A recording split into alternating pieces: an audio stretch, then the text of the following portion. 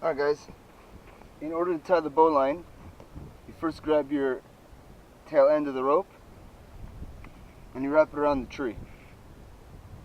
Now, this is the short end of the rope and this is the longer end of the rope. You're going to grab the shorter end of the rope and you're going to make an overhand knot with the shorter end starting from on top. So, this is the longer end, this is the shorter end, this crosses over and then under. Okay? If you were to do it opposite, meaning that the shorter end would go under and then over, you'd end up with a knot. That's not the bowline. Okay, so again, the shorter end goes over and under to form an overhand knot, and you want to pull it as close to the tree as possible.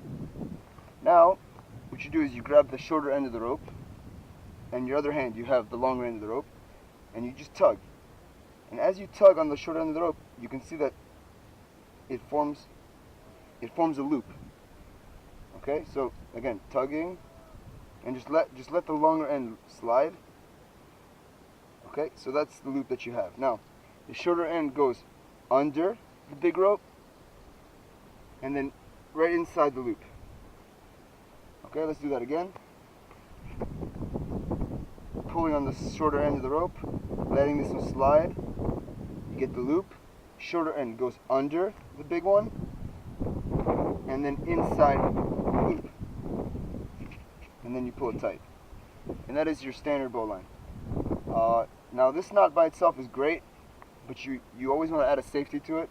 You don't want to just rappel on just the bowline. So what you can do is just make either just an overhand knot, or preferably a double overhand knot, or a fisherman's knot. Okay? And that is how you make a single bowline. Another variation you could do with the bowline, for example, if you were to raise the rope up so you would have a better angle for rappelling, if you were to just do a regular bowline, what would happen is that as you were putting weight, it would start to rise up on the tree, unless you really cinged it down tight, which is hard. So what you can do to make it just easier and more stable is just, again, like a normal bowline, you grab your end of the rope, wrap it around the tree, but this time you want to take some more slack, more rope, and then go for another wrap around the tree, just like that. Cinch it tight, and then you just make your standard bowline. Again, under, over, pull on the shorter end of the rope, form the loop, under, and in the loop. And then again, you make your safety, just a double fisherman's, a double overhand. Now, the pros of what we did here, instead of the previous knot, is that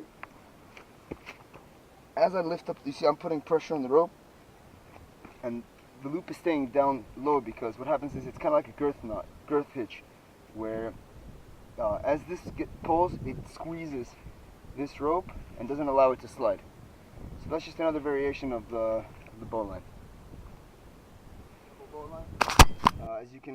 As it sounds, it's twice as strong as just a regular bowline. It's just doubled over.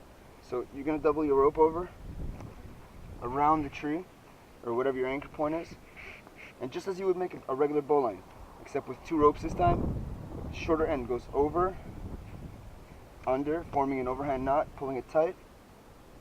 Again, you pull on the shorter end, you get your loop, you go under, and then over into the loop. And that is a double overhand, and that is a double bowline knot. Alright guys, well, if you like this video, don't forget to subscribe and check out some other videos that we have. We're going to try to post as many and as frequently as possible, so you guys can enjoy that. So don't forget to check out other videos by Adventure Israel.